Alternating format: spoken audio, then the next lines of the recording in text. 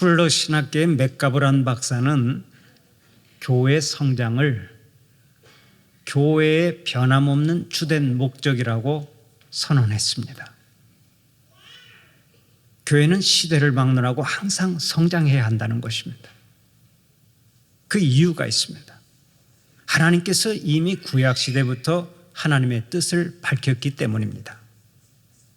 하나님께서는 창세기 1장 28절을 통해서 태초부터 이렇게 명령하셨습니다. 너희는 생육하고 번성하여 땅에 충만하라. 하나님께서는 태초부터 하나님의 나라가 배가 증식하고 성장하기를 원하셨던 것입니다.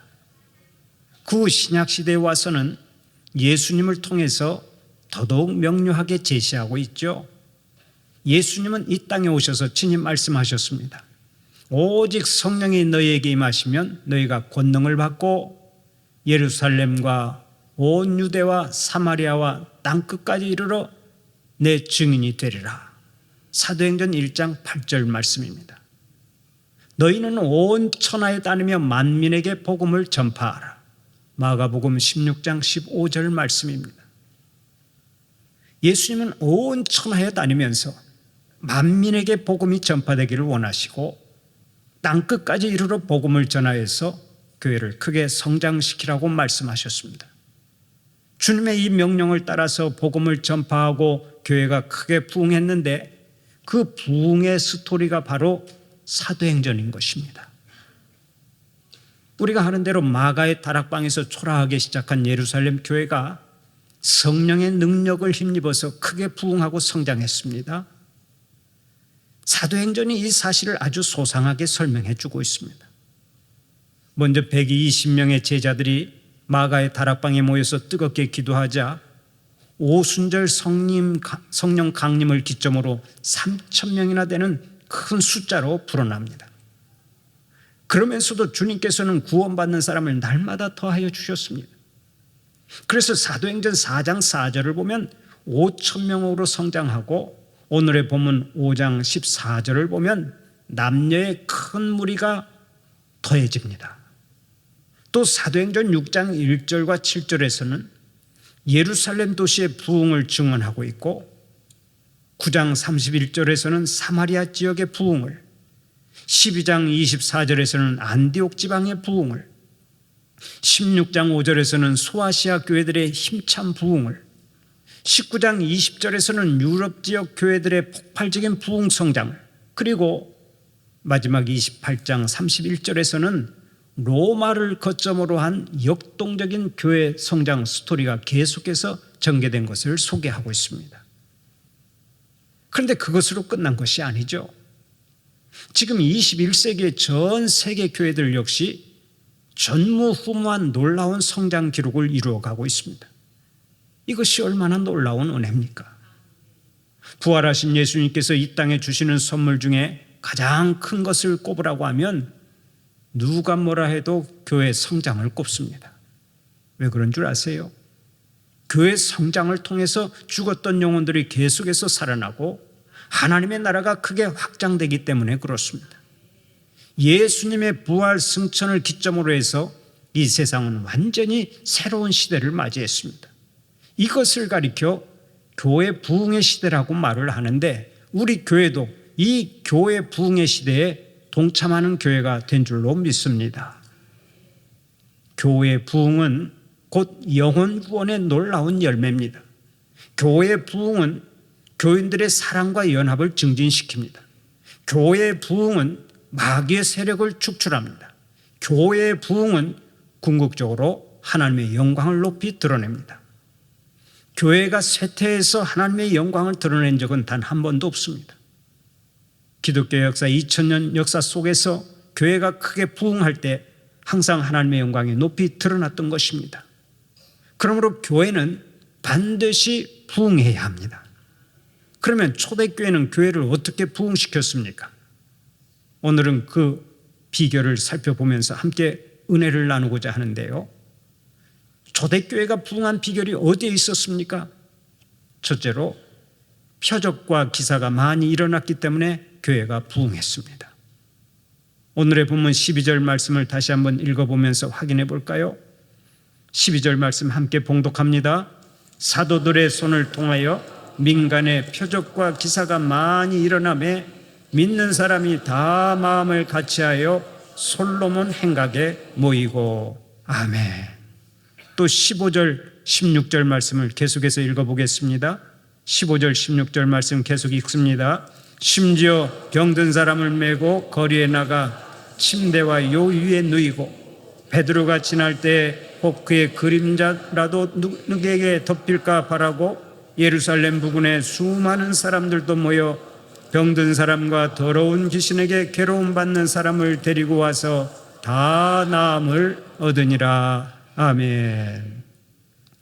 병든 사람들이 구름대처럼 몰려왔는데 그들에게 베드로의 그림자만 덮여도 깨끗이 치유되는 기적이 일어났습니다. 귀신 들린 사람에게서 귀신이 떠나가고 온전해지는 역사가 일어났습니다. 이렇게 표적과 기사가 나타나니까 좋은 소문이 나고 교회가 계속 부흥을 했던 거예요. 우리 교회도 이런 역사가 많이 나타나도록 기도하시기를 바랍니다. 그런데 우리가 한 가지 기억해야 할 것이 있습니다. 이런 기사와 표적이 사도들의 손을 통해서 나타났지만 그것은 사도들이 행한 일이 아니라 예수님의 이름과 그분의 능력으로 되었다는 것입니다. 예수님께서 사도들을 통해서 그런 역사를 이루신 것이지 사도들의 손에 어떤 신기한 능력이 있거나 베드로의 그림자의 능력이 있는 것은 아닙니다. 죄인들을 위해 십자가에 못 박혀 돌아가셨다가 3일 만에 부활하신 예수님의 이름에 치유의 능력이 있습니다. 예수님의 이름으로 병이 낫고 예수님의 이름으로 귀신이 쫓겨가는 거예요. 이런 역사는 지금도 계속해서 일어나고 있습니다. 수도 없이 많은 사람들이 지금도 예수님의 이름으로 고침받고 치유됩니다. 그러므로 우리는 믿고 구하면 되는 것입니다. 주님 우리를 고쳐 주시옵소서. 주님 우리를 새롭게 하여 주시옵소서. 주님 주의 종을 통해서 표적과 기사를 보여 주시옵소서. 주님 저희들을 통해서 살아계신 주님을 증거하게 하여 주시옵소서. 이렇게 기도해서 응답받는 여러분들이 되시기를 바랍니다. 그러나 이런 역사를 인위적으로 만들려고 해서는 안 됩니다. 잘못하면 부작용이 일어나고 마귀의 시험에 빠지기 때문입니다. 어떤 이단 교회의 사악한 교주는 안진뱅이가 일어나고 맹인이 보게 되었다고 거짓 선전해서 사람들을 미혹하고 돈을 갈취한 바 있습니다. 어떤 사람은 헌금만 바치면 기도해 주겠다고 말합니다. 우리 성도들은 이런 거짓 교회에 속아서 이리저리 기웃거리는 일이 없기를 바랍니다. 모든 치유의 역사는 하나님께로부터 옵니다. 그러므로 병 낫기를 원하는 자는 겸손하게 기도하고 오직 하나님의 은혜만을 기다려야 합니다. 사랑하는 우리 성도들은 겸손하게 기도해서 날마다 이적을 체험하고 그 은혜를 증거하는 자들이 되시기를 바랍니다. 좋은 소문을 많이 내서 교회가 크게 부흥하는 역사가 일어나기를 간절히 바랍니다. 두 번째로 마음을 같이하여 모이기를 힘썼기 때문에 교회가 부흥했습니다. 오늘의 본문 12절 말씀을 제가 다시 한번 읽어보겠습니다. 사도들의 손을 통하여 민간의 표적과 기사가 많이 일어나매 믿는 사람들이 다 마음을 같이하여 솔로몬 행각에 모이고. 초대교회 교인들은 솔로몬 행각에 자주 모였습니다. 사실 잘 지어진 예루살렘 성전에 비하면 솔로몬 행각은 참으로 초라한 곳입니다. 그러나 저들은 날마다 마음을 같이해서 모였습니다. 모여서 생명의 말씀을 들었습니다. 은혜가 충만했습니다. 능력이 나타났습니다. 그 능력으로 세상에 나가 복음을 전파했습니다. 그로 인해서 교회가 크게 부흥을 했습니다. 모여서 은혜 받고 능력 받을 때 그러한 역사가 나타나는 줄 믿으시기 바랍니다. 요즘에 바쁘다는 사람들이 많습니다. 왜 그러느냐고 물었더니 맛있는 음식 먹으러 다녀야지, 경치 좋은 곳 구경 가야지, 찜질방 다녀야지, 놀러 다녀야지, 그것 때문에 정말이지 엄청나게 바쁘다는 것입니다. 세상 쾌락을 즐기는 일에다가 모든 것을 투자하려면 바쁠 수밖에 없습니다. 그야말로 정신없이 바쁩니다. 그러나 그렇게 바빠서 뭐합니까? 남는 게 없습니다. 자기 자신만을 위해서 사는 자는 마지막에 남는 게 없다고요. 부끄러울 것뿐입니다. 오늘 예배드리는 우리 성도들은 예수님을 위해서 바쁘시기를 축원합니다. 이를 위해서는 먼저 모이기를 힘써야 합니다. 모여야 말씀을 듣고, 모여야 은혜 받고, 모여야 능력 받아서 예수님을 위해 바쁘게 살아갈 수 있지 않겠습니까? 히브리서 10장 25절을 보면 오늘도 이렇게 말씀합니다. 모이기를 피하는 어떤 사람들의 습관과 같이 하지 말고 오직 권하여 그날이 가까움을 볼수록 더욱 그리하자. 여러분들은 그날이 다가올수록, 우리 주님이 오시는 날이 다가올수록 모이기를 힘쓰는 자들이 되시기를 바랍니다. 이렇게 하나님 앞에서 예배 드릴 수 있는 좋은 기회가 있는데 지금도 바보상자 앞에서 연속곡 보느라고 교회도 못 나오는 성도들이 있습니다. 얼마나 참 아쉬운 일입니까? 그 연속곡 한번 보면은요, 계속해서 보지 않으면 견디지를 못하는 그런 약점이 있습니다. 너무 연속곡 좋아하지 마시고 교회 와서 예배 드리는 것을 최고의 복으로 알고 언제나 우선순위를 예배 드리는 일에 여러분들이 두시고 하나님을 영과의 진리로 예배하면서 큰 은혜 받는 시간으로 삼을 수 있기를 간절히 바랍니다. 신앙의 불은 모일 때 계속해서 뜨겁게 타오르는 것입니다. 장작불을 보세요. 한 대 모아놓아야 잘 타지 않습니까? 한 개씩 흩어놓으면 금방 꺼져버립니다. 신앙의 불도 마찬가지입니다. 흩어지면 자꾸 약해지지만 모이기만 하면 점점 화력이 커지고 놀라운 힘을 발휘하는 것입니다. 그러므로 주일도 모이고 수요일도 모이고 새벽에도 모이고 목장에서도 모여야 합니다. 일주일에 한 번 정도 가지고는 신앙생활을 잘하기가 어렵습니다. 그런 사람은 실탄 없는 총을 가지고 싸우는 군인과 같습니다. 시간 모여서 말씀과 기도로 무장하고 범사에 승리하고 교회 부흥의 주역들이 되시기를 간절히 바랍니다. 여러분이 스스로를 어떻게 생각할지 모르지만 여러분 한 사람 한 사람이 우리 교회에서 얼마나 중요한지 모릅니다. 우리 교회의 부흥이 여러분 손에 달려 있습니다. 다른 사람에게 미루지 말고 여러분의 자리는 여러분이 지켜서 모일 때마다 은혜가 넘쳐나고 모일 때마다 능력받고 그로 인해서 교회가 크게 부흥하는 역사가 일어나기를 간절히 바랍니다. 그런 의미에서 한번 따라서 해주시기 바랍니다. 내 자리는 내가 지킨다. 내 자리를 잘 지키자. 아멘입니까? 여러분들이 예배의 자리를 잘 지키세요. 여러분 자리에다가 새겨놓으세요. 여기는 내 자리다. 내가 예배드리는 자리다. 칼 가지고 와서 그 의자에다 새기라는 뜻은 아니고요. 여러분들이 마음으로 새기라는 거예요. 이 자리는 내가 하나님 앞에 영광 돌리기 위해서 정해놓은 예배의 자리다. 내가 이 자리에 앉아서 힘이 닿는 데까지 하나님을 예배하고 나면 내 자녀가 또 이 자리를 지키면서 하나님을 예배하게 될 것이고 내 자녀가 하늘나라로 자리를 옮기면 우리 손자 손녀가 이 자리를 지키면서 하나님을 예배할 것이다 하는 그런 믿음을 가지고 여러분의 예배드리는 자리를 잘 지키시기를 바랍니다.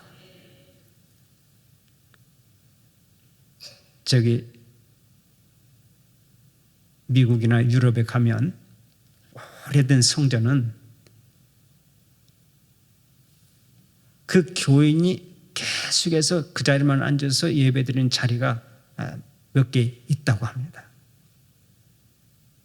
예를 들어서 앞에서 가운데 줄 앞에서 세 번째 자리는 A라고 하는 집사님이 평생을 예배드렸던 자리인데 그 자리를 그 아들이 또 앉아서 예배드리고 또 그 손자가 또 앉아서 예배드리고 그렇기 때문에 거기에는 아예 팻말이 붙어 있단 말이다.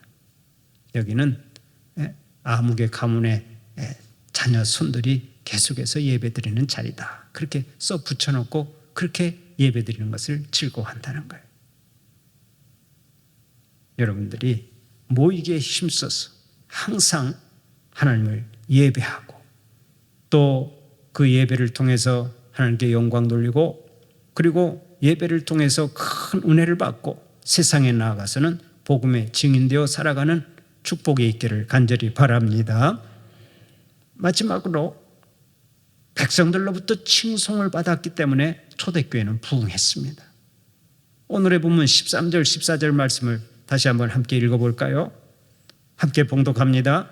그 나머지는 감히 그들과 상종하는 사람이 없으나 백성이 칭송하더라. 믿고 주께로 나아오는 자가 더 많으니 남녀의 큰 무리더라. 아멘. 초대교회는 불신자들로부터 아주 좋은 반응을 얻었고 칭송을 받았습니다. 이것이 좋은 소문을 만들어냈고 교회는 크게 부흥되었던 것입니다.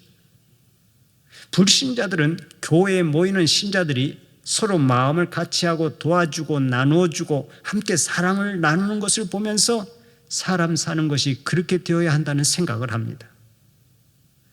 교회를 보고 큰 감동을 받습니다. 그래서 자신들도 교회의 일원이 되기를 원하는 것입니다. 그런데 초대교회는 그 사명을 잘 감당해서 불신자들이 너도 나도 교회의 일원이 되고 싶어 했습니다. 교회는 이 사회를 구원해야 할 책임과 사명이 있습니다. 그래서 예수님은 말씀하셨습니다. 너희는 이 세상의 소금이 되어라. 너희는 이 세상의 빛이 되어라. 그리고 너희는 이 세상에서 나의 향기가 되어라. 이 세상의 소금이 되고 빛이 되고 예수님의 향기가 되어서 모든 이들에게 칭송을 받고 세상을 구원하라는 것입니다. 그러므로 성도는 어떠한 일이 있어도 세상 사람들에게 지탄받고 비난받아서는 안 됩니다. 언제나 사명을 잘 감당해서 칭송받는 자들이 되어야 합니다. 그러면 지금 나는 칭송받는 그리스도인인가 아닌가를 한번 진단해 보아야 하지 않겠습니까? 우리 모두가 사명을 부여받은 자라면 사명자답게 살아가는가를 확인해 보아야 합니다. 지금 여러분은 소금의 역할을 잘 감당하고 있습니까? 소금은 썩지 않게 하는 방부제입니다. 이 사회를 썩지 않게 해야 할 책임이 우리에게 있는 거예요. 여러분부터 의롭고 깨끗하게 살아서 이 사회가 정의로운 사회, 정결한 사회가 될 수 있기를 바랍니다. 또 소금은 맛을 내는 역할을 합니다. 이 세상에 소금이 없다면 어떻게 되겠습니까? 아마 사람들이 미쳐버릴 거예요. 한번 시험 삼아서 콩나물국에 소금을 넣지 말고 먹어보세요. 견디기 힘들 것입니다. 쇠고기를 구워서 그냥 먹어보세요. 아무리 꽃등심을 구웠다 해도 소금 없이는 먹기가 힘듭니다. 이처럼 소금은 맛을 내는 데 있어서 필수적인 요소입니다. 그런데 예수님은 우리가 이 소금처럼 맛을 내는 자들이 되어야 한다는 것입니다. 당신 때문에 내가 살맛이 납니다 라는 칭송을 들으라는 것입니다. 그렇다면 여러분은 지금 사람들을 살맛 나게 하는 성도들입니까? 여러분 때문에 부모가 살맛 난다고 말씀하십니까? 대답이 없으시네요. 또 묻겠습니다. 여러분 때문에 자식들이 살맛 난다고 말합니까? 여러분 때문에 친구들이 살맛 난다고 말합니까? 여러분 때문에 이웃들이 살맛 난다고 말합니까? 갈수록 아멘이 적어지는데 사랑하는 우리 성도들은 죽을 맛이라고 말하는 사람들에게 살맛 내는 자들이 되시기를 바랍니다. 여러분 때문에 주위에 있는 사람들이 살맛 난다고 고백을 해야 돼요. 왜? 우리는 세상의 소금이니까. 맛을 내야 하는 소금이니까. 나 때문에 참 당신을 보면 내가 살맛 나요 하는 그런 말을 들어야 한다는 말씀이죠. 두 번째로 주님은 우리가 이 세상의 빛이 되라고 말씀하십니다. 빛은 그 자체가 생명이죠. 빛이 없다고 생각해 보세요. 생물이 살아갈 수가 없습니다. 그러므로 우리는 생명을 살리는 자가 되어야 한다는 말씀입니다. 내가 있어야 가족이 살고, 내가 있어서 친구가 살고, 내가 있어서 이웃이 살아야 합니다. 여러분들이 예수 그리스도의 생명의 빛을 비추는 자들이 되어서 주위에 있는 사람들의 생명의 통로가 되시기를 바랍니다. 또 빛은 어둠을 물리칩니다. 절대 어둠과 타협하는 일도 없습니다. 바로 이것처럼 성도들은 진리의 빛을 높이 들고 살아야 한다는 말씀입니다. 세상이 심히 어둡습니다. 그러므로 성도들이 모범을 보이는 삶을 살아 어둠 속에 있는 자들에게 한 줄기 빛이 되어야 합니다. 주님께서 명령하신 대로 살아서 모든 사람들에게 한 줄기 빛이 되시기를 축원합니다. 세 번째로, 주님은 우리가 예수님의 향기가 되어야 한다고 말씀하십니다. 무슨 얘기입니까? 우리의 말과 행동을 통해서 예수 그리스도의 향기를 널리 풍겨야 한다는 뜻입니다. 그래야 사람들에게 칭송을 받고 교회가 부흥될 것 아니겠습니까? 내가 예수의 사람인데 내게서 도무지 예수의 향기가 나지 않으면 그보다 큰 낭패가 없습니다. 사람들이 여러분 곁에만 오면 예수의 향기를 맡고 감동받기를 바랍니다. 여러분 곁에만 있으면 사람들이 행복해지기를 바랍니다. 그런데 그렇게 되려면 먼저 말을 잘해야 합니다. 마치 예수님께서 하시는 것처럼 말의 은혜가 있어야 합니다. 말의 덕이 있어야 합니다. 쉴 새 없이 천국 방언이 터져 나와야 합니다. 한번 따라서 해봅시다. 감사합니다. 사랑합니다. 미안합니다. 용기를 내세요. 할 수 있습니다. 당신이 최고요. 당신이 뭘 한다고 그래? 그 말은 하면 안 돼요. 그 말은 하는 게 아니고 제가 한번 테스트 해본 거예요. 그냥 무작정 따라서만 하시는데, 당신이 뭘 한다고 그래? 그런 말은 천국 방언이 아니에요. 당신이 최고요. 당신을 사랑합니다. 한번 해봅시다. 용기를 내세요. 성도님은 뵙기만 해도 은혜가 됩니다. 늘 그런 말을 할 때 거기에서 예수 향기가 널리 드러나는 거예요. 그런데 늘 정죄하고 늘 상대방의 잘못을 지적하고 또 저주하고 그렇게 살아가면 예수 향기는 드러날 수가 없는 거죠. 우리는 천국 백성입니다. 그러므로 말을 함부로 하고 말로 상처 주어서는 안 돼요. 말로 은혜를 주고 예수님의 향기를 널리 드러내야 합니다. 그래야 칭송을 받고 교회의 부흥을 가져오는 것입니다. 그리고 행동도 마찬가지입니다. 말뿐만 아니라 행동에서 예수님의 향기를 드러내야 합니다.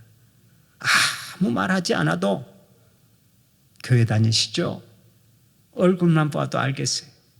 특별히 말이나 행동을 보고 벌써 교인인 것을 알았어요 하고 인정하면 우리는 주님께서 얼마나 기뻐하시겠습니까? 우리가 얼굴을 통해서, 말을 통해서, 행동을 통해서 예수님의 향기를 널리 드러내면 전도의 문은 자동으로 열리게 될 줄로 믿습니다. 교인들이 행동을 함부로 하니까 전도의 문을 가로막게 되고 교회의 부흥을 가로막는 것입니다. 여러분 잊지 마십시오. 21세기 교회의 전도 전략에 있어서 가장 핵심적인 전략은 두 가지인데요.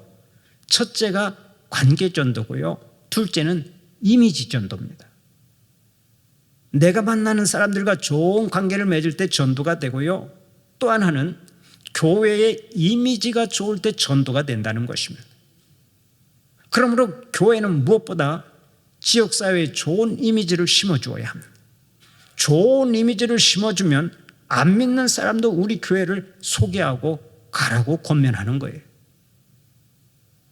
언젠가 우리 교회에 새 가족이 등록했는데 제가 물었어요. 어떻게 해서 우리 교회에 나오시게 되었습니까? 그렇게 물었더니 안 믿는 남편이 우리 교회를 소개하더랍니다. 안 믿는 남편이 교회 나가려면 순천 북북교회로 가시오. 그 교회가 소문이 좋습니다. 그러면서 안 믿는 남편이 등 떠밀어서 우리 북북교회로 오게 되었다는 거예요. 남의 얘기라고 아멘도 안 하시는데요. 얼마나 이게 참 저는 큰 은혜를 받았는지 몰라요. 안 믿는 사람도 순천 북북교회는 좋은 교회다 그렇게 인식이 된다면 우리 교회는 자동으로 부흥하게 될 줄로 믿습니다. 그래서 이미지 전도가 중요하다고 전도학자는 말을 하는 거예요. 관계 전도도 중요하고요, 이미지 전도도 중요해요. 우리 순천 북북교회가 항상 좋은 소문이 많이 나서 좋은 이미지를 줘서 많은 죽어가는 영혼들이 우리 순천 북북교회에 나와서 구원받고 하나님께 큰 영광 돌릴 수 있도록 여러분들 계속 힘을 쓰시기를 바랍니다. 금세기 미국 교회의 저명한 신학자인 게네 게츠는 효과적인 교회 성장 전략이라는 그의 최근 저서에서 이 점을 매우 중요하게 강조하고 있습니다. 저자는 교회 성장의 추진력을 지역사회로부터 인정받는 일이라고 강조하고 있습니다. 교회는 평판이 좋아야 전도가 이루어지고 힘차게 부흥한다는 것입니다. 우리 교회는 지역사회로부터 좋은 칭찬을 받는 매력적인 교회가 될 수 있기를 바랍니다. 사실 이것이야말로 현대교회가 회복해야 할 교회의 영권입니다. 본문 13절에서는 이 점을 잘 주지시켜주고 있죠. 세상 사람들이 교회를 얕잡아 보지 않고 오히려 칭찬한다면 그것이 곧 교회의 영권입니다. 사도행전 11장을 보면 안디옥 교회가 이런 영권을 가지고 있어서 세상 사람들에게 큰 칭찬을 받았고 교회도 크게 부흥한 역사가 있습니다. 잊지 마십시오. 교인들의 질적인 성장이 교회의 양적인 성장을 가져오는 것입니다. 세상 사람들이 성경을 읽지 않고 있지만은 항상 예수 믿는 성도들의 삶은 읽고 있습니다. 세상 사람들은 성경 안 읽어요. 그러나 우리들의 생활은 다 읽고 있습니다. 보고 있습니다. 따라서 우리는 세상 사람들로부터도 인정받는 양질의 삶을 살아야 하는 것입니다. 이것이 이미지 전도의 일환입니다. 주님은 오늘 또 베드로전서 2장 12절을 통해서 이렇게 말씀합니다. 너희가 이방인 중에서 행실을 선하게 가져 너희를 악행한다고 비방하는 자들로 하여금 너희 선한 일을 보고 오시는 날에 하나님께 영광을 돌리게 하려 함이라. 우리 교회는 전도를 하는 교회에서 전도가 되는 교회로 부상할 수 있기를 바랍니다. 우리의 행실이 본이 되고 사람들에게 은혜를 끼치기만 하면 입에서 입으로 좋은 소문이 전해지고 그로 인해 전도는 자동으로 되는 것입니다. 성자 프란시스가 어느 날 전도를 하러 나갔는데 하루 종일 전도를 하지 않고 그냥 장터를 돌아다니다가 돌아왔습니다. 궁금하게 여긴 제자들이 성자 프란시스에게 물어보았습니다. 선생님, 오늘은 왜 전도를 하지 않고 그냥 돌아다니다만 오셨습니까? 그때 프란시스가 간단하게 대답했습니다. 오늘은 우리가 행동으로 전도하고 왔노라. 예수 믿으시오 하고 전도하지 않았지만 시장에 가서 사람들에게 은혜를 베풀고 또 어렵게 장사를 하는 사람들에게는 물건값보다 더 많이 주고 그리고 격려하고 용기를 주고 힘을 실어주고 돌아왔는데 그것이 바로 행동으로 전도하는 것이라는 얘기였습니다. 주님은 우리가 작은 예수가 되기를 원하십니다. 작은 예수가 되어서 모든 영혼들을 구원하고 이 땅에 하나님의 나라가 완성되기를 원하십니다. 우리 순천 북북교회가 초대교회처럼 날마다 기사와 표적이 나타나는 교회, 모이기를 힘쓰는 교회, 칭송받는 교회가 되어서 세월이 흐르면 흐를수록 크게 부흥하고 하나님의 영광을 높이 드러낼 수 있기를 간절히 축원합니다.